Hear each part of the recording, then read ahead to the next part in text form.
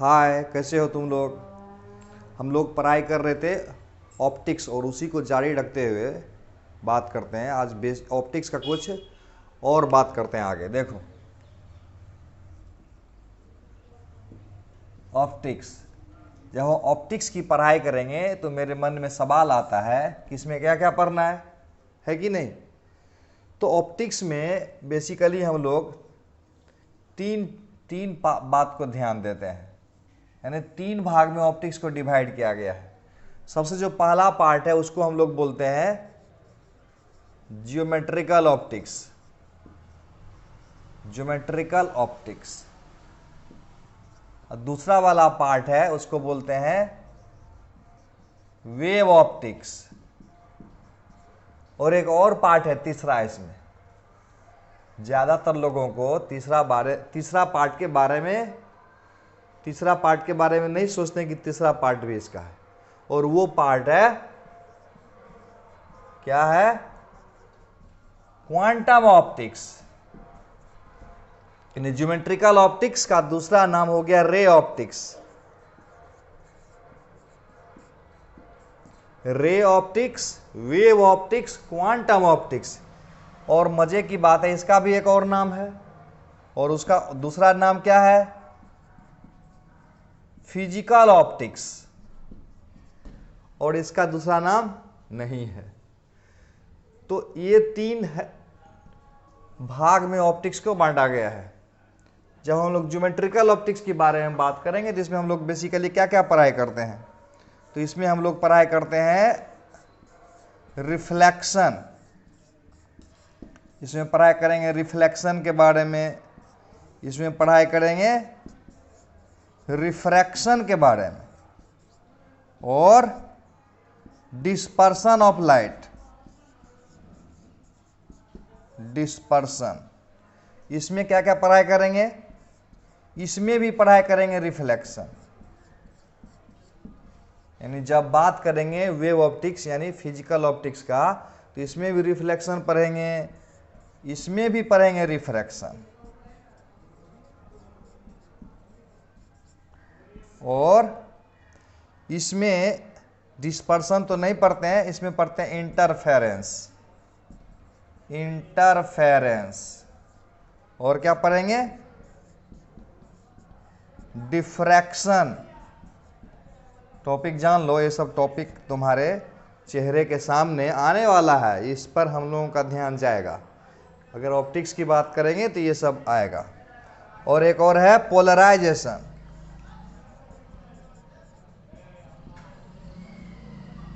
और ये quantum optics में क्या करेंगे हम लोग, तो क्वांटम ऑप्टिक्स में पढ़ेंगे photo electric effect, Compton effect.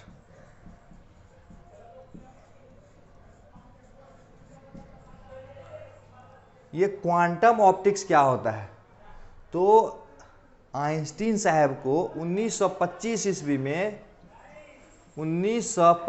ईस्वी में इसके लिए नोबेल प्राइज मिला था, फोटो इलेक्ट्रिक इफेक्ट को एक्सप्लेन करने के लिए।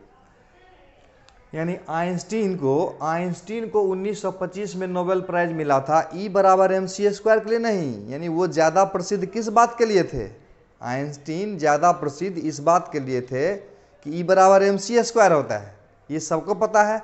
लेकिन उसको नोबेल प्राइज मिला था 1925 में फोटो इलेक्ट्रिक इफेक्ट के बारे में, जो लाइट के पार्टिकल नेचर को एक्सप्लेन किए थे। यानी बेसिकली क्वांटम ऑप्टिक्स में हम लोग लाइट के पार्टिकल बिहेवियर को स्टडी करते हैं। और ये जो फेनोमेना है ना, ये फेनोमेना साबित करता है कि लाइट का पार्टिकल बिहेवियर होता है। देखो लाइट में दो बिहेवियर होता है, पता है कि नहीं तुमको। जैसे आदमी में भी दो बिहेवियर होता है, हर आदमी के अंदर दो बिहेवियर होता है। एक बिहेवियर होता है GOD और दूसरा बिहेवियर होता है DOG। GOD और DOG कौन सा बिहेवियर होता है आदमी का, तो बोलता है दोनों बिहेवियर होता है। लेकिन फेनोमेना दिखाता है कि कौन सा बिहेवियर उसका डोमिनेंट है। यानी आदमी के पास ये भी कैरेक्टर होता है और ये भी कैरेक्टर होता है, यानी सेम आदमी में दोनों कैरेक्टर होता है। वो फेनोमेना डिसाइड करता है कि कौन सा कैरेक्टर उसका डोमिनेंट है। इसके बारे में हम बात करेंगे तुमको। क्या मज़ेदार बात है जिसके बारे में आगे देखेंगे हम लोग। तो फोटो इलेक्ट्रिक इफेक्ट फेनोमेना ये साबित करता है कि लाइट का पार्टिकल बिहेवियर भी होता है। कॉम्पटन इफेक्ट ये साबित करता है कि लाइट का पार्टिकल बिहेवियर होता है, और ये सब फेनोमेना लाइट के वेव नेचर को दर्शाता है। Is that clear? आगे देखते हैं। इधर घुमा। अब हम लोग बात करेंगे ज्योमेट्रिकल ऑप्टिक्स का।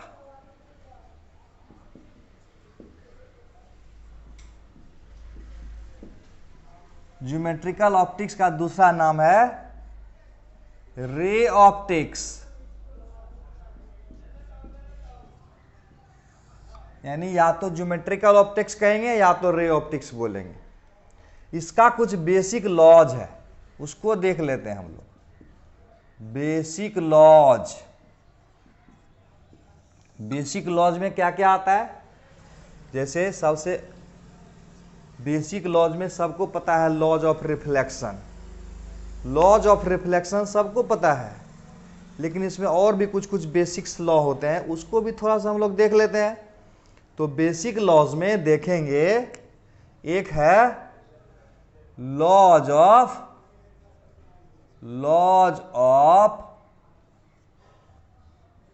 Rectilinear propagation. Laws of rectilinear propagation of light, एक ही बार में डील कर दूंगा। दूसरा, इसके बारे में थोड़ा जान भी लेते हैं क्या होता है। तो ये लॉ, इस लॉ के अनुसार बोलता है कि लाइट रे यूनिफॉर्म मीडियम में स्ट्रेट लाइन में जाएगा। इसमें लिख देता हूं मैं, it states that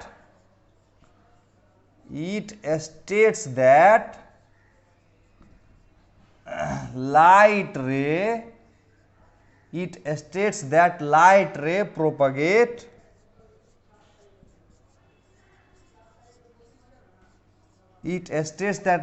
propagate in a straight line in uniform medium।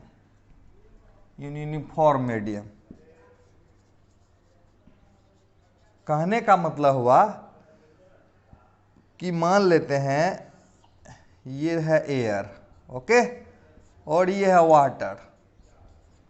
अगर लाइट पूरे एयर में आएगा तो पूरे स्ट्रेट लाइन में चलेगा, ओके। और कहता है लाइट अगर एक मीडियम से दूसरे मीडियम में जाएगा तो मुड़ जाएगा। यानी लाइट का डायरेक्शन तभी चेंज होगा जब मीडियम चेंज करेगा। यानी अगर मीडियम यूनिफॉर्म, जैसे यहाँ वाटर है तो इसमें सीधे स्ट्रेट लाइन में चलते रहेगा, और जैसे एयर है तो सीधे स्ट्रेट लाइन में चलते रहेगा। यानी एक मीडियम से दूसरे मीडियम, यानी मीडियम चेंज होगा तो ही लाइट का डायरेक्शन चेंज होगा। यानी यूनिफॉर्म मीडियम में स्ट्रेट लाइन में जाएगा। ये बेसिक लॉज है ज्योमेट्रिकल ऑप्टिक्स का। ज्योमेट्रिकल ऑप्टिक्स का दूसरा लॉज देखते हैं। यहां पर दूसरा लॉज है laws of independence. Laws of independence, ये लॉ क्या होता है? तो ये लॉ बोलता है कि जब दो लाइट रे एक दूसरे को कट करेगा, यानी इंटरसेक्ट करेगा, तो एक दूसरे को डिस्टर्ब नहीं करेगा। लिख देता हूं मैं, इट स्टेट्स दैट, अरे थोड़ा थोड़ा थ्योरी है, थोड़ा थ्योरी पढ़ेंगे, उसके बाद आएंगे शानदार न्यूमेरिकल पे। न्यूमेरिकल में ज्यादा मजा आता है, ओके। थोड़ा थ्योरी भी तो पढ़ना पड़ेगा। तो छोटा छोटा बात है, जैसे laws of rectilinear propagation light uniform medium में स्ट्रेट लाइन में जाएगा। लॉज ऑफ इंडिपेंडेंस, इसका मतलब होता है जैसे कि एक रे इधर से आया, मान लेते एक रे इधर से आया और एक रे इधर से आया, दोनों एक दूसरे को कट कर दिया, तो बोलता है कि ये एक दूसरे को डिस्टर्ब नहीं करेगा। ये वाला सीधे इधर चला जाएगा और ये वाला सीधे इधर चला जाएगा, एक दूसरे को डिस्टर्ब नहीं करेगा। यही बात है लॉज ऑफ इंडिपेंडेंस, यानी इट स्टेट्स दैट लाइट रे do not disturb each other, light रे do not disturb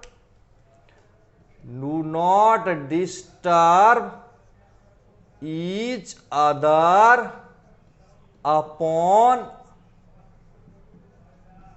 intersection. Clear है? यानी जब दो लाइट रे एक दूसरे को कट करेगा तो एक दूसरे को डिस्टर्ब नहीं करने वाला है। तीसरा लॉज भी है, वो लॉ कौन है? ये बोलता है laws of reversibility, laws of reversibility of light. यहां सब में लाइट लिख सकते हो, यानी laws of independence of light, laws of rectilinear propagation of light, laws of reversibility of light. Okay, ये laws of reversibility of light क्या होता है? तो कहता है लाइट रे, देखो ध्यान से, एक उदाहरण से समझना ज्यादा मजेदार होता है। अक्सर example is very exciting for understanding. मान लेते हैं कि लाइट रे इंसिडेंट हुआ इस तरह से। ओके, आई बराबर कितना हो गया? अभी तो परे नहीं हो। मान लेते लाइट रे ऐसे जा रहा था, तो कहता है लाइट रे अपने पाथ को अगर रिवर्स कर ले तो बोलता है उसी पाथ को रिट्रेस करेगा। यानी बोलता है लाइट रे retraces its path when its direction is reversed. एक और एग्जांपल दिखाता हूं मैं, देखो। मान लिया जाए कि एक प्रिज्म है, दूसरा प्रिज्म बनाता हूं, दोनों एग्जांपल से समझने में ज्यादा मजेदार होगा। मान लेते हैं लाइट रे को ऐसे इंसिडेंट कराए, तुम ऐसे यूं गया और यूं से यूं आया और यूं से यूं आया। ओके, मान लेते हैं कि ये 30 डिग्री पर एंट्री मराया इस प्रिज्म में, और यहां मान लेते हैं 40 डिग्री पर बाहर निकल गया। ठीक इसका उल्टा कर देता हूं, अगर हम इधर से डाल दें 30 के बदले 40 पर, यानी 40 पर निकल रहा था, 40 पर इंसिडेंट कराएंगे तो क्या होगा? उसी पाथ पर लौट जाएगा, उसी पाथ पर लौट जाएगा। इसी को बोलते हैं रिवर्सिबिलिटी ऑफ लाइट। यानी लाइट रे के डायरेक्शन को अगर रिवर्स कर देंगे, यानी लाइट रे के डायरेक्शन को रिवर्स का मतलब उल्टा देंगे ना, तो कहता है उसी पाथ पर वापस लौट जाएगा। यही है laws of reversibility of light, और इस पर आईआईटी में बहुत बार क्वेश्चन भी किया गया है। तो इसमें क्या बोलेंगे?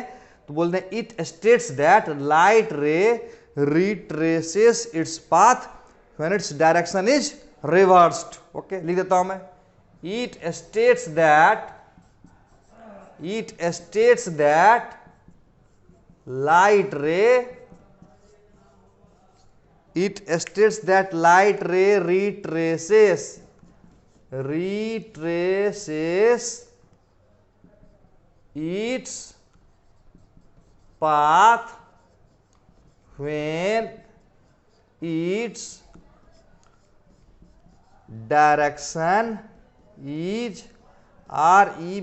REVERSED reversed.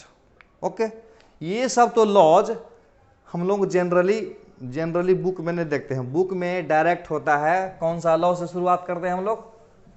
यानी अब सबसे इंटरेस्टिंग लॉ आने वाला है चौथा, और जिस लॉ के बारे में एनसीईआरटी भी स्टार्ट किया वहीं से, और बुक में भी वहीं से दिया रहता है, और आप भी वहीं से पढ़ते हो, और वो लॉज है laws of reflection. Very good. तो लॉज ऑफ रिफ्लेक्शन किसको किसको पता है? तुम लोगों को पता है लॉज ऑफ रिफ्लेक्शन क्या होता है? बताओ, लॉज ऑफ रिफ्लेक्शन क्या होता है? लॉज ऑफ रिफ्लेक्शन क्या होता है, उसी के बारे में बात करेंगे हम लोग। तो कहता है कि उसमें पढ़ा होगा कि एंगल ऑफ इंसिडेंस होता है लॉज ऑफ रिफ्लेक्शन में, और एक होता है एंगल ऑफ रिफ्लेक्शन।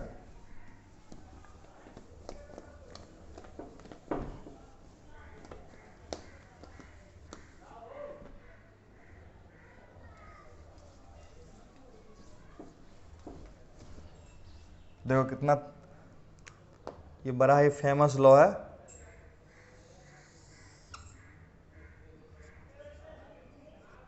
लॉज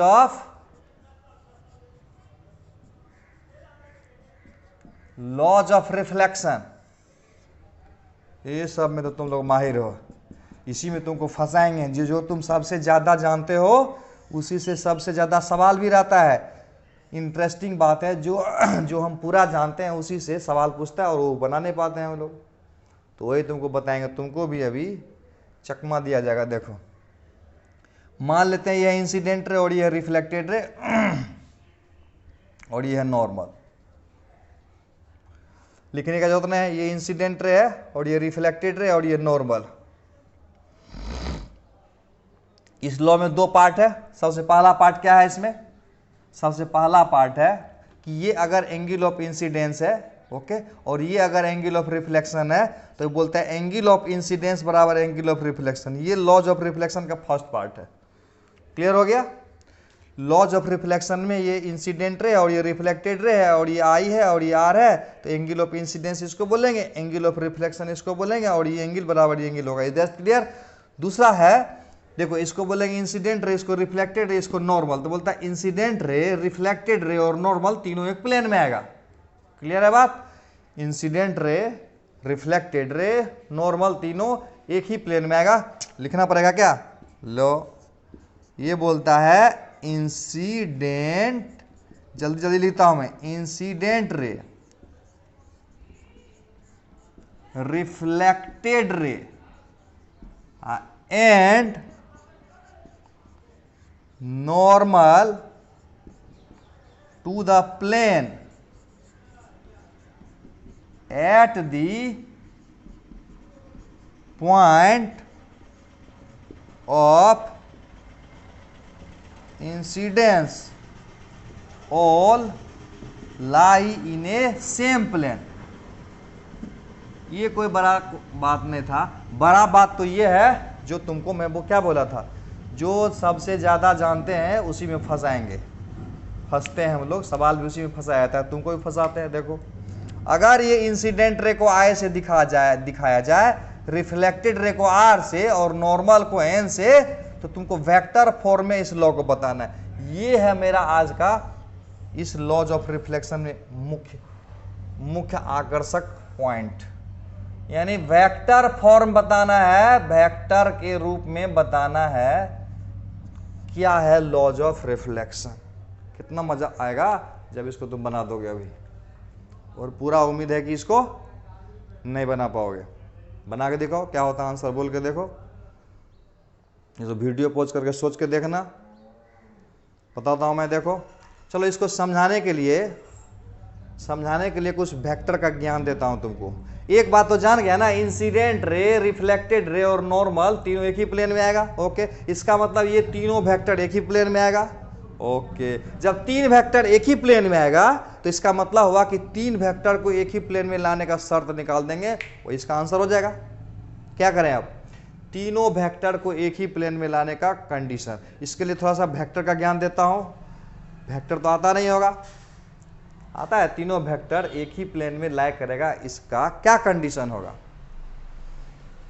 नहीं आता है ना? एक जोक सुनोगे? चलो बाद में जोक सुनाता हूं, पहले पढ़ लेते हैं थोड़ा सा। देखो मान लेते हैं एक वेक्टर है ए, ध्यान से देखना क्या क्या बोल रहा हूं मैं। एक वेक्टर अगर ए है और दूसरा वेक्टर अगर बी है, ओके, और दोनों के बीच का एंगल अगर थीटा है, यानी ऐसे पढ़ा देता हूं कि वीडियो लेक्चर से लोग बोलता है कि समझ में नहीं आता है, वो वाला तुम्हारा संशय खत्म हो जाएगा, तुमको समझ में आ जाएगा। थोड़ा सा ब्रेक कर देता हूं मैं। इसको समझाने के लिए मैं तुम्हारे अंदर एक सॉफ्टवेयर डालता हूं, वो सॉफ्टवेयर तुम्हारे अंदर जाएगा, तुरंत समझ में आ जाएगा ये क्या चीज है। जैसे एक वेक्टर ए है, दूसरा वेक्टर बी है, और ए डॉट बी के बारे में तुमको आइडिया है। ए डॉट बी, इसको बोलते हैं डॉट प्रोडक्ट।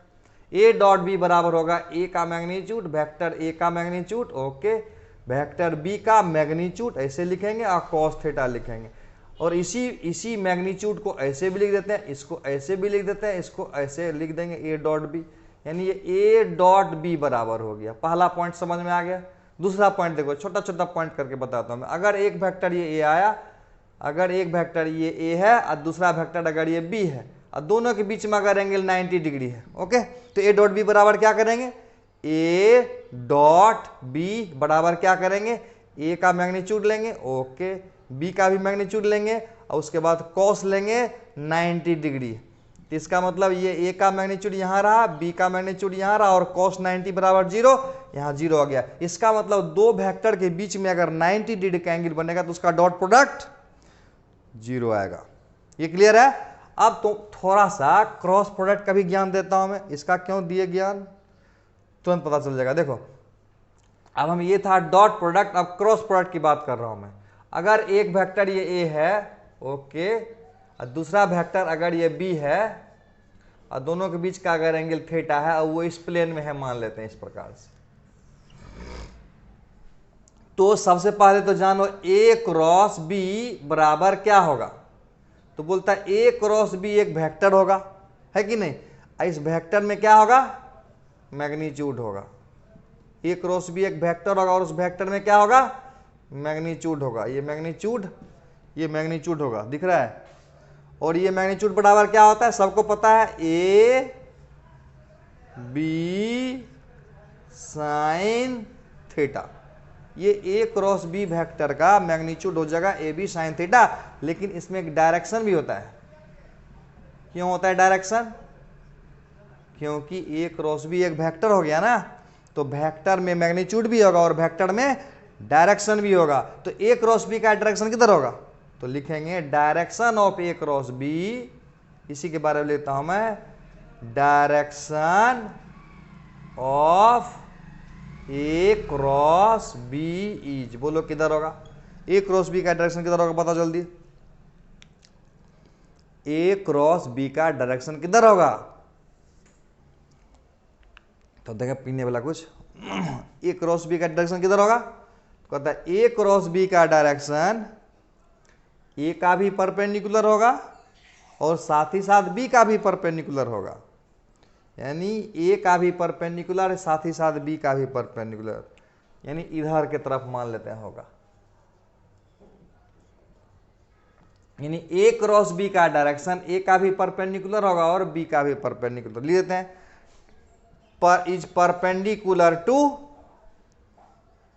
ए एज वेल एज बी। अच्छा ऐसे भी कह सकते हो, ऐसे भी कह सकते हो ए क्रॉस बी का डायरेक्शन ए का भी परपेंडिकुलर बी का भी परपेंडिकुलर। इसका मतलब ऐसे बोल सकते हैं, जैसे मान लेते एक वेक्टर ए है और दूसरा वेक्टर बी है, तो ए क्रॉस बी का डायरेक्शन किधर होगा, ऊपर होगा, मान लेते हैं ऊपर या नीचे, जो भी है होगा तो ऊपर।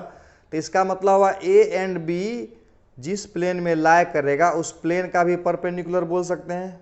यानी ए क्रॉस बी का डायरेक्शन ए एंड बी जिस प्लेन में होगा उस प्लेन का परपेंडिकुलर होगा, ये भी समझ लेना है। यानी ए क्रॉस बी का डायरेक्शन ये भी तो लिख सकते हैं, और perpendicular to the plane containing A and B. अब ये वेक्टर पढ़ा रहा हूं तो ज्यादा दिमाग मत लगाना, क्यों, वेक्टर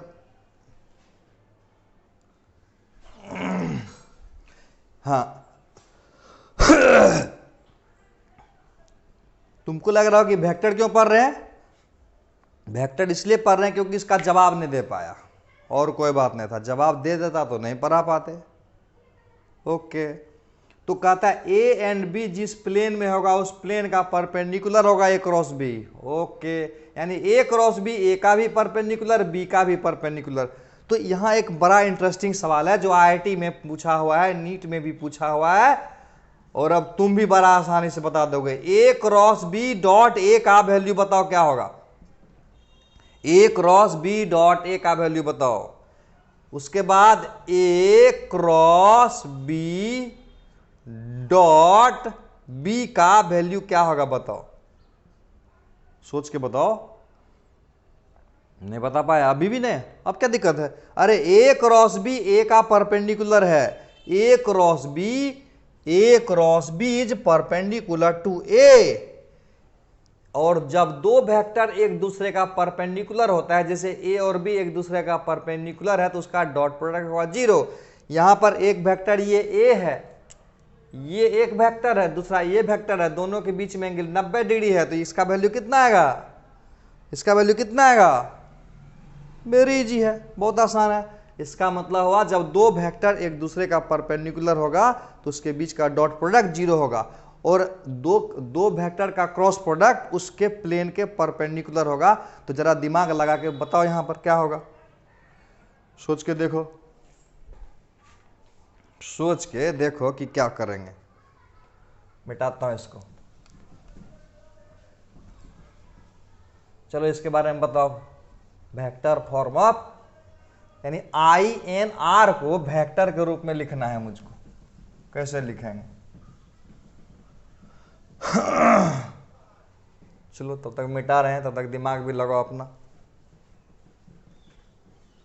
तब तक दिमाग भी लगाइए। देखो यहां पर आई वेक्टर, एन वेक्टर और आर वेक्टर तीनों एक ही प्लेन में है। अब अगर हम आई क्रॉस एन करें, आई क्रॉस एन करें या एन क्रॉस आर करें या आई क्रॉस आर करें, यानी किसी दो का क्रॉस प्रोडक्ट कर देते हैं, मान लेते हैं, तो उसका डायरेक्शन किधर होगा? जिस प्लेन में ये है उसका परपेंडिकुलर हो जाएगा। जैसे ए क्रॉस बी का डायरेक्शन ए का भी परपेंडिकुलर होगा और बी का भी परपेंडिकुलर होगा, उसी प्रकार से आई क्रॉस एन का डायरेक्शन किधर होगा? तो आई क्रॉस एन का डायरेक्शन आई और एन जिस प्लेन में होगा उस प्लेन का परपेंडिकुलर होगा, और उसको अगर आर से डॉट कर दें तो उसका वैल्यू कितना आएगा? यस, समझ में आ गया, यही बात था। क्या आया देख लो, देखो जैसे आई क्रॉस एन है, आई क्रॉस एन लेते हैं, मान लेते हैं, तो ये आई है, इधर एन है, तो आई क्रॉस एन का दिशा क्या होगा? इस प्लेन का परपेंडिकुलर हो जाएगा।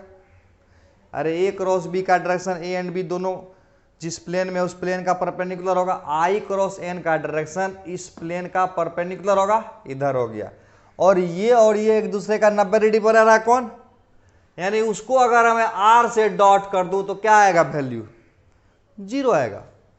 उसी प्रकार से एन क्रॉस आर कर दूं और डॉट कर दूं आई से, उसी प्रकार से आर क्रॉस आई और डॉट कर दूं एन से, या ऐसे भी कर सकते हो ना, रहने दो, इतना ही काफी है, 0 आ जाएगा। इसको बोलते हैं स्केलर ट्रिपल प्रोडक्ट। इसको क्या बोलते हैं? Scalar triple product. इसको ऐसे भी लिख सकते हो, आई एन आर, ऐसे भी लिख सकते हो, या एन आर आई, या आर आई एन, और ये बराबर 0 लिख सकते हो। इसको बोलते हैं स्केलर ट्रिपल प्रोडक्ट, यानी स्केलर ट्रिपल प्रोडक्ट 0 होगा। ये है लॉज ऑफ रिफ्लेक्शन, बड़ा इंटरेस्टिंग था, है ना? तो इसको आगे बढ़ाते हैं, लॉज ऑफ रिफ्लेक्शन को आगे बढ़ाते हैं, और यहां से तुम्हारा दम निकालने वाला क्वेश्चन दे देता हूं डायरेक्ट। मुझे उम्मीद है कि तेरा दम जरूर निकालेगा। नहीं निकाल पाएगा दम? देख लो बना के, दे देता हूं मैं, यहीं पर स्टार्ट कर रहा हूं। देखो इसको मिटाते हैं, चलो क्वेश्चन स्टार्ट हो गया। Question is on. तो मान लेते हैं कि ये इंसिडेंट रे है, ये इंसिडेंट रे है, ये रिफ्लेक्टेड रे है, ये नॉर्मल है। तो ये क्वेश्चन कह रहा है कि अगर u1 एक यूनिट वेक्टर है इंसिडेंट रे के तरफ, u2 एक यूनिट वेक्टर है रिफ्लेक्टेड रे के तरफ, और n एक यूनिट वेक्टर है नॉर्मल के तरफ, तो तुमको बताना relation between u1 and u2 के बीच में रिलेशन निकालना। Find relation between u1 u2 n, तीनों के बीच में रिलेशन देखना।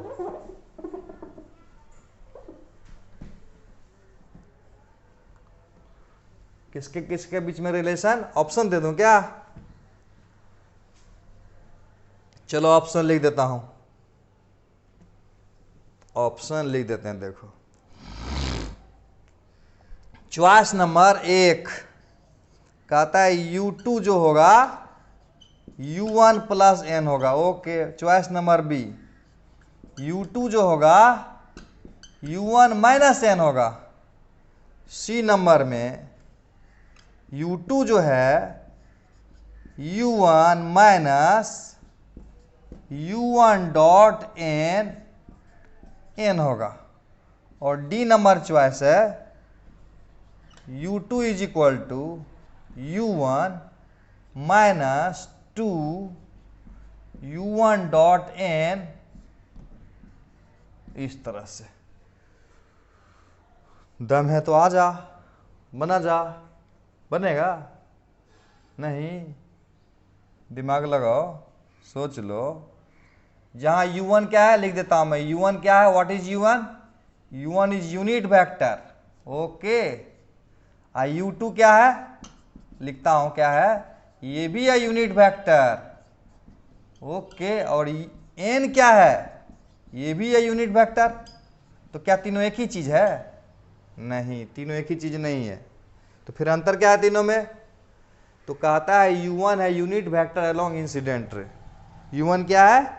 Unit vector along incident ray. लिखता हूं मैं unit vector along incident ray.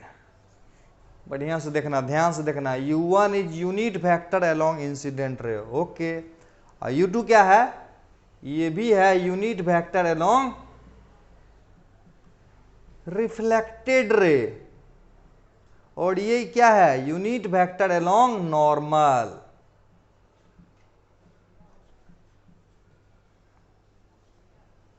बताना है आंसर। क्या चांस है? यानी चांस? सोच लो। U1 इंसिडेंट रे के तरफ यूनिट वेक्टर है। ओके। U2 रिफ्लेक्टेड रे के तरफ यूनिट वेक्टर है। ये भी ओके। n है नॉर्मल रे, नहीं बोलना है, नॉर्मल के तरफ यूनिट वेक्टर है। तीनों में रिलेशन सेटअप करना है। क्या होगा? बता दूं क्या? देखो बताते हैं। तो सबसे तो पहले एक बात बताओ कि U1 का मैग्नीट्यूड कितना होगा? U1 बराबर 1 हो जाएगा। ओके। U2 का मैग्नीट्यूड U2 होगा और वो भी 1 हो जाएगा। n का मैग्नीट्यूड n होगा और वो भी 1 हो जाएगा। अरे यूनिट वेक्टर है, यूनिट वेक्टर का मैग्नीट्यूड 1 होगा। फिर कुछ सिखाना पड़ेगा। कंपोनेंट ब्रेक करने आता है? एक चीज और सिखाता हूं मैं, कंपोनेंट ब्रेक करने का स्टाइल देखना। फिर यहां से एक कॉन्सेप्ट बताता हूं मैं। देखो कॉन्सेप्ट बार बार बताना पड़ता है, ये नहीं बताएंगे ना तो फिजिक्स में समझ में नहीं आएगा, और ऐसे बता देंगे तो ज़्यादा आसान हो जाएगा तुम्हारे लिए, है ना। वो कॉन्सेप्ट क्या है? देखो कंपोनेंट में ब्रेक करने वाला बात है। जैसे कि मान लेते हैं इधर एक्स एक्सिस और इधर है वाई एक्सिस, इधर एक्स एक्सिस और इधर है वाई एक्सिस, और ये एक वेक्टर है आर। ओके। और इधर से एंगल बनाया थीटा। तो इसका कंपोनेंट तोड़ते इधर कंपोनेंट कितना होगा? इसका इधर कितना होगा? R cos theta. और इधर क्या होगा कंपोनेंट? Are sine theta. यानी इसका कंपोनेंट इधर भी होगा और इधर भी होगा, इसको काट दिया, यानी इसका इधर और इसका इधर। तो बोलेगा आर बराबर लिखो, तो क्या लिखते हैं हम लोग? ये एक्स एक्सिस और ये वाई एक्सिस है।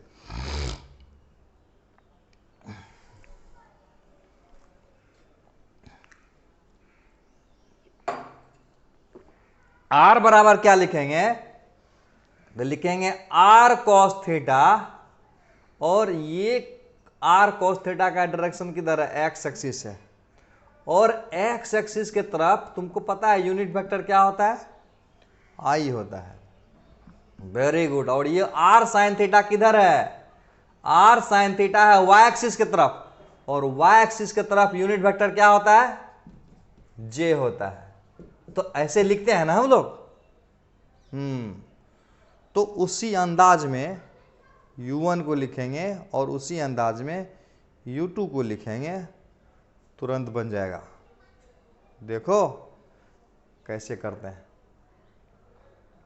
फिर से फिगर को हम बना रहे हैं। ये हुआ मिरर, हड़बड़ाना नहीं है, और ये है नॉर्मल, ओके,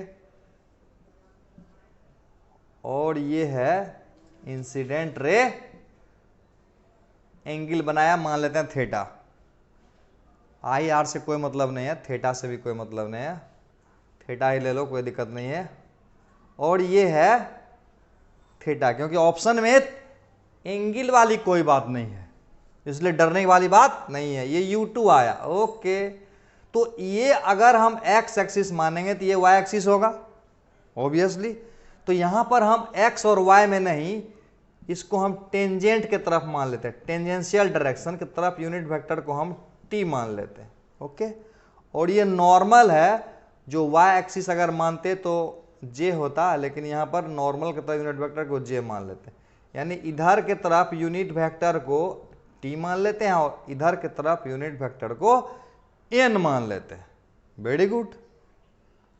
अब जैसे तुमको U2 लिखना है, देखो U2, तो U2 cos थीटा इधर आएगा। जैसे अगर U2 लिखना होता, मान लेते हैं, U1 बाद में लिखते हैं, U2 cos थीटा ऊपर जाएगा, नहीं, U2 का मैग्नीट्यूड हो जाएगा 1, तो डायरेक्ट लिखता हूं मैं 1 cos थीटा n, इधर चल जाएगा, U2 cos थीटा इधर आएगा, ओके।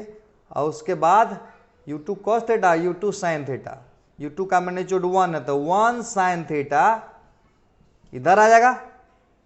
ये U2 का बात हुआ। उसी प्रकार से U1 की बात करेंगे। U1 का मैग्नीट्यूड कितना है? 1 है। U1 का मैग्नीट्यूड 1 है, तो 1 cos थीटा इधर और 1 sin थीटा इधर। इसका मैग्नीट्यूड 1 लेना है ना, मैग्नीट्यूड 1 है क्योंकि यूनिट वेक्टर है, क्योंकि यूनिट वेक्टर है। तो इसका मैग्नीट्यूड 1 है, तो 1 cos थीटा, 1 cos थीटा नीचे दिशा दे जाएगा, -n लेंगे, और 1 sin थीटा का दिशा किधर होगा? इधर की तरफ हो जाएगा। इसको 1 नंबर मान लेते हैं, इसको 2 नंबर मान लेते हैं, ओके। तो अब क्या करेंगे, हमको t को एलिमिनेट करना है। क्यों? क्योंकि किसी भी ऑप्शन में, घुमा दूं थोड़ा, किसी भी ऑप्शन में t नहीं देखा गया था। किसी भी ऑप्शन में t दिखाई दे रहा है क्या? बिल्कुल नहीं। तो t तो किसी भी ऑप्शन में नहीं है, तो इसका मतलब t को उड़ाना पड़ेगा। क्लियर है बात? तो t को उड़ाते हैं। तो जरा अपना अकल लगाओ कि t कैसे उड़ेगा। तो t को उड़ाने का क्या तरीका है, सोच लो। तो कहता है अगर इसको मैं माइनस कर दूं, अगर U2 माइनस U1 कर दूं, U2 माइनस U1 कर दूं, ओके, तो ये t खत्म हो जाएगा। तो क्या बच जाएगा? 2 cos थीटा, और ये n बच जाएगा।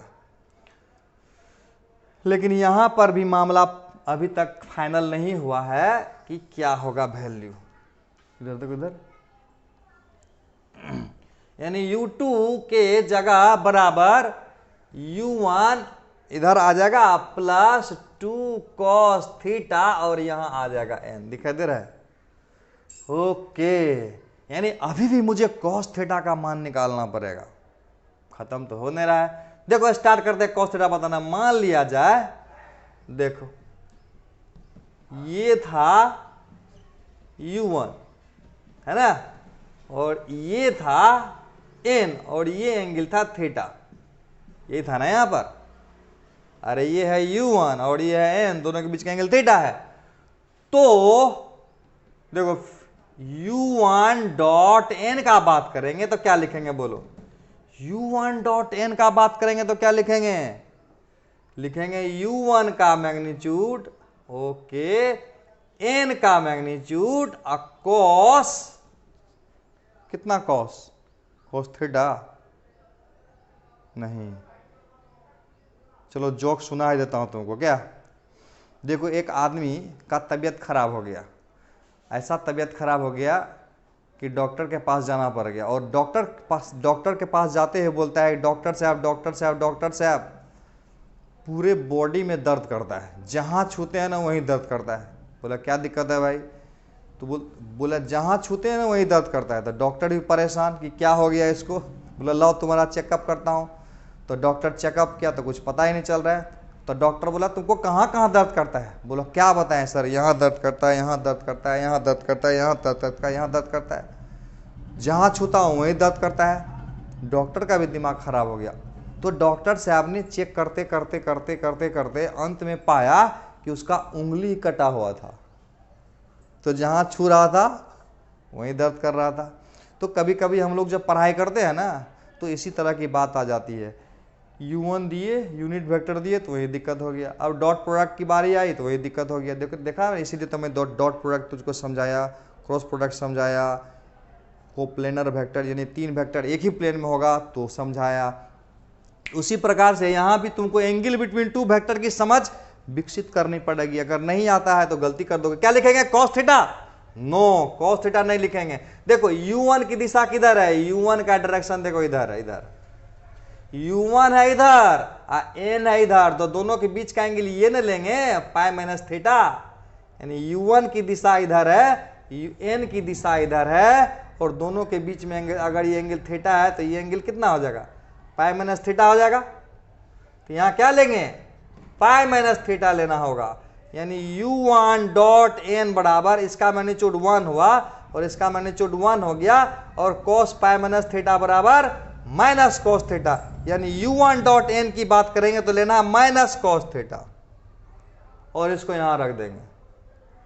डायरेक्ट रखता हूं, जगह की कमी है, यहीं रख देता हूं। देखो फ्रेश करके, U2 इज इक्वल टू आ जाएगा U1 प्लस, यहां डाल दो, यहां 2 कॉस थीटा के बदले में माइनस U1 डॉट n हो जाएगा। देखो ध्यान से आ जाएगा, इंटू n है।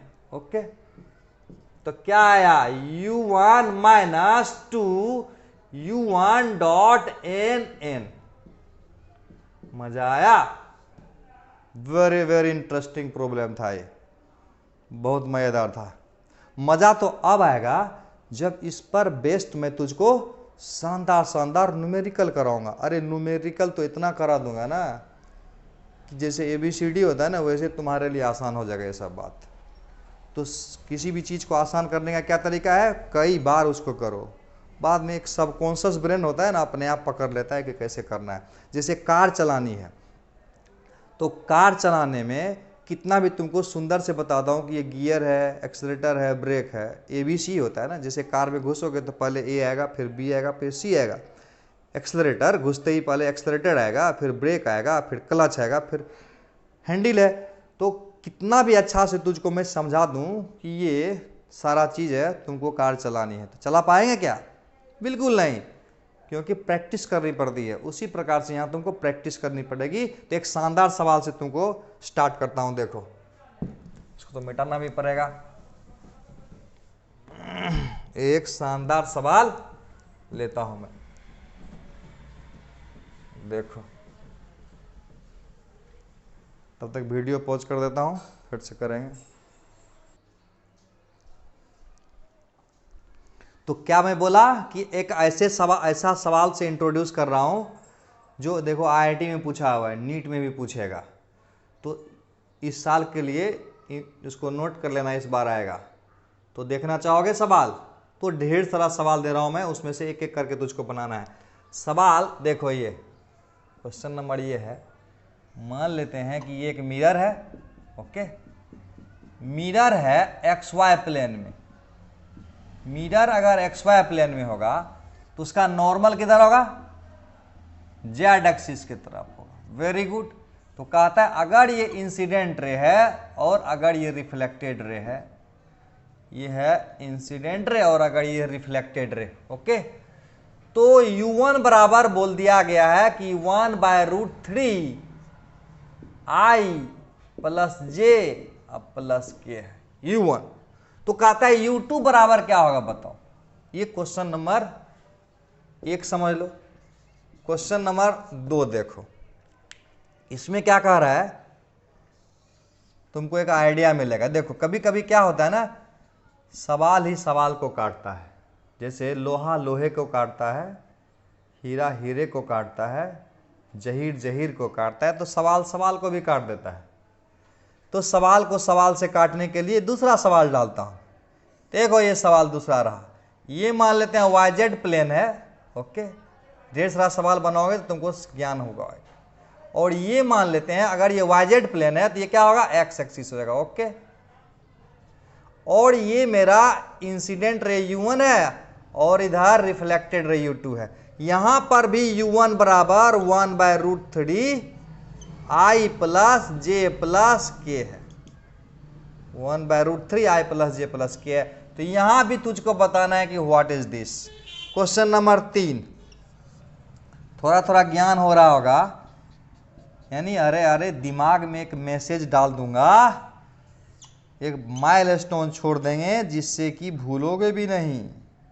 ये आया U1 और ये आया U2 और ये आया YZ XZ प्लेन। अगर ये XZ प्लेन होगा तो ये कौन सा दिशा हो जाएगा, Y एक्सिस की दिशा हो जाएगी। और यहां पर भी U1 का वही वैल्यू है, ये यूनिट वेक्टर है ना, इसीलिए इस तरह से दिया। यूनिट वेक्टर क्या होता है, ऐसा वेक्टर जिसका मैग्नीट्यूड 1 हो, यानी इसका मैग्नीट्यूड 1 होगा। चौथा सवाल देखो, 4 सवाल, ये चारों सवाल, ये 3 बना भी दोगे तो चौथा में फंस जाओगे, है कि नहीं। लेकिन अब नहीं फंसोगे क्योंकि अभी तो बता दिया ना, अभी तो टेक्निक बता दिया ना, अब क्यों फंसोगे। देखो ये रहा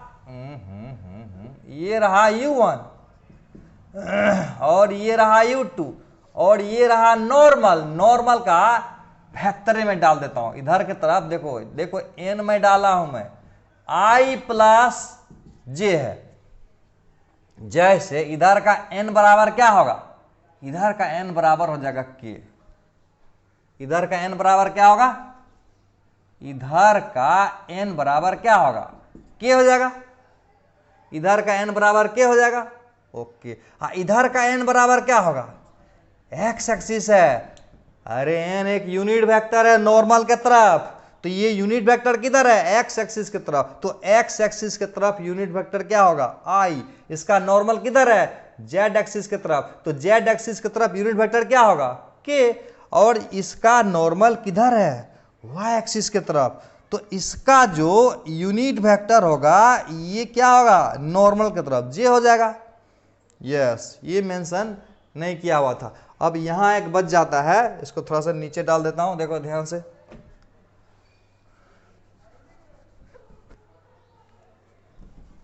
देखो फिर से कर देता हूं,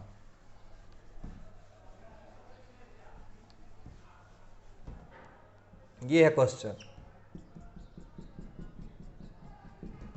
लाइट रे से इंसिडेंट किया, ऐसे लाइट रे रिफ्लेक्ट किया, ये है U1 और ये है U2 और ये n है यूनिट वेक्टर, पता नहीं क्या दिया हुआ है। तू अरे तू सोच न लो यूनिट वेक्टर है कि नहीं, मैं तो बता दिया, हिंट कर दिया ना, हिंट कर दिया तो दिमाग चल गया होगा, लेकिन फिर भी नहीं चला होगा। लेकिन अब चल जाना चाहिए क्योंकि मैं कॉन्सेप्ट बता चुका हूं तुमको इसके बारे में। तो मैं ये एक साथ 4 सवाल क्यों दिया, क्योंकि दिमाग होता है सॉफ्टवेयर, दिमाग में इस तरह के कॉन्सेप्ट का सॉफ्टवेयर अगर डाल दूं तो ऐसा सवाल जब अगली बार आएगा तो तुमको सवाल पढ़ोगे और टिक लगा दोगे। तो मैं तुझे ट्रिक से भी तेज चलने की बात कर रहा हूं मैं तुमसे। यानी एक होता है ट्रिक, ट्रिक में क्या होता है ना, एक होता है कॉन्सेप्ट, जानते हैं बना देंगे सवाल। दूसरा क्या होता है, दूसरा होता है ट्रिक, यानी जानते हैं और बना देंगे और वो भी जल्दी बना देंगे। और एक तो होता है ट्रिक से भी तेज, वो क्या होता है उसमें क्या होता है ना कि मैं जानता हूं कि कैसे बनेगा, दूसरा बना भी सकता हूं जल्दी, और तीसरा मुझको याद ही है, पता ही है कि इसका आंसर क्या होगा, तो उसको बोलते हैं ट्रिक से भी तेज। तो आज के डेट में देखते हो 7 में 720 में 720 आता है, देखते हो कि नहीं नीट में। स्कोरिंग ज़्यादा होने का क्या मतलब है, इसका मतलब वो लोग क्या करता होगा, ट्रिक से भी तेज बनाता होगा। तो तुझको भी तो सीखना पड़ेगा। तो वही जानने के लिए 4 सवाल तुम्हारे सामने दिया हूं, इससे एक तुम्हारे अंदर एक समझ विकसित हो जाएगी और बड़े ही आसानी से सारे सवालों को बना दोगे। तो स्टार्ट करते हैं क्वेश्चन नंबर 1। ऐसे मुझको पता है कि तुम बना दोगे। बनाते हैं क्या? देखो सॉल्यूशन नंबर 1 का डॉट प्रोडक्ट तो आता ही होगा। देखो यहां पर u1 का वैल्यू कितना दिया हुआ है, 1/√3 i डॉट j प्लस के है, और n बराबर क्या है, k है। जब u1 डॉट n की बात करें तो डॉट प्रोडक्ट तो आना चाहिए। इसमें भी दिक्कत है, कोई कहावत तो नहीं है जहां डाल रहे दिक्कत हो रहा है। तो फिर क्या करूं, अगर ये नहीं आ रहा है तो मेरा क्या गलती है? चेक करोगे इसको आता है कि नहीं डॉट प्रोडक्ट। ओके, चेक करना है कि डॉट प्रोडक्ट आता है कि नहीं आता है। ऐसे आता ही होगा, नहीं आ रहा होगा तो क्या करोगे? देख लो, रट लो, है कि नहीं, किसी से पूछ लेना, नहीं तो क्या करोगे? बात करता हूं क्या करोगे। फिलहाल देखो इसको डॉट प्रोडक्ट करेंगे तो क्या होगा, इससे इसको डॉट प्रोडक्ट करेंगे तो आई डॉट, देख लो डॉट प्रोडक्ट में सीख ही लो ना, इस u1 डॉट n करेंगे यानी इसको इसे डॉट करेंगे, और ये दोनों तो एक दूसरे का परपेंडिकुलर है। अरे बताया था कुछ देर पहले, दो वेक्टर जब एक दूसरे का परपेंडिकुलर होता है उसका डॉट प्रोडक्ट 0 होता है। तो k डॉट आई बराबर, देखो 1/√3 को कॉमन ले लेता हूं मैं, यहां पर 1/√3 कॉमन आया तो k डॉट आई बराबर 0, k डॉट j बराबर 0 और k डॉट k, वाह समझ में भी आ गया, 1/√3 आ जाएगा। ओके, तो u1 डॉट n बराबर 1/√3।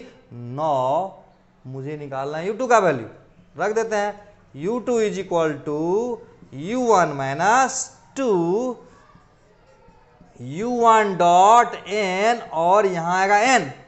ओके, वैल्यू पुट कर देते हैं, इसमें वैल्यू पुट कर देते हैं। u2 u1 की जगह रख दो 1/√3 i plus j plus k, okay, minus 2 times u1 dot n। u1 dot n का वैल्यू आ चुका है 1/√3, 1/√3, और आया यहां आएगा n का वैल्यू पहला सवाल में जेड एक्सिस की तरफ नॉर्मल है तो क्या लिख देंगे, के लिख देंगे, के। ओके, तो क्या होगा 1/√3 पूरे कहानी में कॉमन है, यहां आएगा आई, ओके, यहां आएगा जे, यहां आएगा के, और अगर ये दो अगर ये 1/√3 कॉमन आएगा तो यहां आएगा -2k। ओके, 1/√3, अब क्या आएगा आई प्लस जे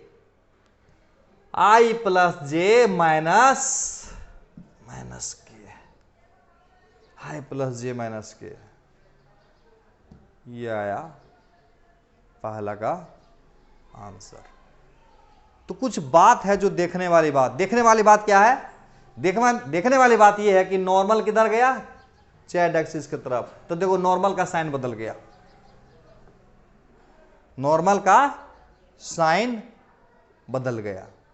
इसका मतलब हुआ नॉर्मल के जिधर नॉर्मल होगा ना उस दिशा का कंपोनेंट का साइन बदल देना। तो सबसे पहले तो मैथमेटिक्स से ये हो गया, फिजिक्स से बताऊंगा उसके बाद क्या करना है। मैथमेटिक्स से क्या होगा, जिधर नॉर्मल होगा नॉर्मल वाला का साइन प्लस वाला को माइनस और माइनस वाला को प्लस कर देना है। जैसे अगर ऐसा होता, क्वेश्चन देता हूं मैं फिर से, देखो अगर ये इंसिडेंट रे होता और अगर ये रिफ्लेक्टेड रे होता, और ये अगर मान लेते हैं यहां होता मान लेते हैं निगेटिव जेड एक्सिस, अगर ये -k होता, इधर होता जैसे दूसरा सवाल में है। अच्छा उसी से देख लो, इसको हटा देते हैं, जगह नहीं बच रहा है इधर, उसी में कर देता हूं। देखो इधर थोड़ा करो, तो u2 बराबर यहां क्या होगा, इसी को मिटा के कर देता हूं यार, देखो यार मिटा रहे हैं u2 को। तो तुम्हारे दिमाग में तो समझ में चला ही गया होगा कॉन्सेप्ट कि क्या करना है। u2 बराबर क्या होगा, देखो नॉर्मल क्या है आई, तो आई वाला साइन को क्या कर देंगे 1/√3 आई वाला, इसमें जो है ना उसके साइन को चेंज कर देना है, -i प्लस जे प्लस के। तो इसमें क्या करेंगे, इसमें क्या करेंगे, हाँ ये भी तो समझ में आ गया तुमको। 1/√3 आई, देखो नॉर्मल की तरफ जे की तरफ, तो -j प्लस के। नॉर्मल की तरफ जो वेक्टर होगा उसका साइन चेंज करना है, नॉर्मल की तरफ जो कंपोनेंट होगा उसका साइन चेंज करना है। ये वाला में क्या करेंगे, ये तुमको HW दे रहा हूं और HW बना के भेजोगे, और मुझे पता है कि ये गलती करोगे, तुम गलती करोगे इसको बनाने में। तुम नहीं यकीन होता है तो करके देख ले, आएगा ही नहीं तुमको। मैं इसका आंसर भी छोड़ देता हूं। आंसर बता दूं? चलो आंसर बता दो, मिला के दिखाना। मिलाते मिलाते पसीना आ जाएगा। वो तो आंसर पता है तो अंतिम में तो करोगे ही ना, लेकिन अगर आंसर नहीं पता हो तब तू बताने के लिए तब पता चलेगा। ऐसे में तुझको आंसर बता देता हूं मैं, पसीना थोड़ा सा कम आएगा। 1/√3 आंसर आएगा -i - j + k। लेकिन इसको ये वाला साइन चेंज कर देना, नॉर्मल की तरफ जो वेक्टर रहेगा ना उसका तरफ साइन चेंज कर देना, यानी जो कंपोनेंट नॉर्मल की तरफ होगा उसका डायरेक्शन को रिवर्स कर देना। यही होता है इसमें। अब सोचने वाली बात यह है कि ऐसा हुआ क्यों? तो मैथमेटिक्स से तो देखा कि हो गया इस तरह से, लेकिन फिजिकली कैसे सोचेंगे इसको? फिजिकली का मतलब फिजिक्स में क्या दिमाग में आया, ऐसा क्यों हो रहा है, तो उसको समझाने का कोशिश कर रहा हूं मैं। देखो, मान लेते हैं ये है मिरर, ओके। अगर मेरा डिस्प्लेसमेंट इधर अगर 5 मीटर हो और इधर 4 मीटर हो, यानी 5 इधर और 4 इधर, तो मिरर के अंदर क्या होगा? मिरर के अंदर भी 5 मीटर इधर होगा, 4 मीटर इधर होगा। अगर मेरा वेलोसिटी इधर 5 मीटर पर सेकेंड है तो मिरर के, यानी ये मिरर है, तो मिरर में जो इमेज बनेगा उसका वेलोसिटी 5 मीटर पर सेकेंड है। अगर इधर मेरा 4 मीटर पर सेकेंड है तो मिरर का इमेज भी 4 मीटर पर सेकेंड होता है। इसका मतलब मिरर के प्लेन में ऑब्जेक्ट का मोशन जैसा होगा, इमेज का मोशन भी वैसा होगा। फिर से, मिरर के प्लेन में ऑब्जेक्ट का मोशन जितना होगा उतने इमेज का मोशन होगा। Is that clear? ओके। लेकिन मिरर के प्लेन के परपेंडिकुलर के बारे में बात करता हूं मैं। जब ये मिरर का प्लेन है तो मिरर के प्लेन के परपेंडिकुलर में अगर ऐसे इंसिडेंट होगा लाइट, तो उसका इमेज इस तरह से इंसिडेंट होगा, यानी सीधे रिवर्स कर जाएगा। रिवर्स यानी ऐसे रे जाएगा तो सीधे पलट जाएगा। इसका मतलब हुआ मिरर के प्लेन वाला कंपोनेंट को कुछ नहीं करना है और मिरर के प्लेन के परपेंडिकुलर वाला कंपोनेंट को रिवर्स कर देना है। यही इसमें थीम था, कॉन्सेप्ट। तो यहां पर देखो, मिरर का प्लेन कौन सा? XY plane. तो XY प्लेन का कंपोनेंट बिल्कुल नहीं बदलेगा, IJ बिल्कुल नहीं बदलेगा। देखो ध्यान से, बिल्कुल नहीं बदलेगा। लेकिन फिर मिरर का प्लेन का जो परपेंडिकुलर था, नॉर्मल था, उधर की तरफ कंपोनेंट को क्या कर देंगे? रिवर्स कर देंगे, डायरेक्शन को चेंज कर देंगे। यही इसमें क्रक्स वाली पॉइंट था। इसका मतलब इस तरह का कोई भी सवाल आएगा तो तुरंत बना देंगे। ये क्लियर हो गया तुमको? क्लियर हो गया? और भी कुछ शानदार सवाल की तरफ चल रहे हैं, कुछ और कॉन्सेप्ट बताते हैं, तब और कुछ न्यूमेरिकल की तरफ आएंगे। इसके बाद हम लोग क्या पढ़ने वाले हैं? हम लोग अभी तो लॉज ही पढ़ रहे हैं ना, लॉज पढ़ रहे हैं, लॉज ऑफ रिफ्लेक्शन पढ़ रहे थे। अब हम लोग इस लॉज ऑफ रिफ्लेक्शन में हम लोग मिरर के बारे में पढ़ाई करेंगे। किसके बारे में? मिरर के बारे में। तो अगला पॉइंट है, ये सब देखो पढ़ेंगे क्या? Position, size and nature of image in plane mirror. यानी प्लेन मिरर में इमेज का पोजीशन क्या होगा, साइज क्या होगा और नेचर क्या होगा, इसके बारे में बात करेंगे। इसके बारे में आइडिया है कैसे बनाया था रे डायग्राम? थोड़ा सा समझाता हूं मैं। ये मान लेते हैं मिरर है, देखो, फिर इस पर भी न्यूमेरिकल आ जाएगा। थोड़ा सा अभी थोड़ा सा न्यूमेरिकल देने योग्य हुआ नहीं है, थोड़ा देर और पढ़ोगे तो न्यूमेरिकल आ जाएगा अपने आप। ओके, मान लेते हैं एक मिरर है और इस मिरर के सामने बैठे हो तुम इस तरह से, और ये ऑब्जेक्ट है और ये मिरर है, ये मिरर है। ओके, लाइट रे को अगर हम ऐसे इंसिडेंट कराएंगे, लाइट रे को अगर ऐसे इंसिडेंट कराएंगे तो एंगल ऑफ इंसिडेंस बराबर क्या होगा? एंगल ऑफ इंसिडेंस समझते हो ना?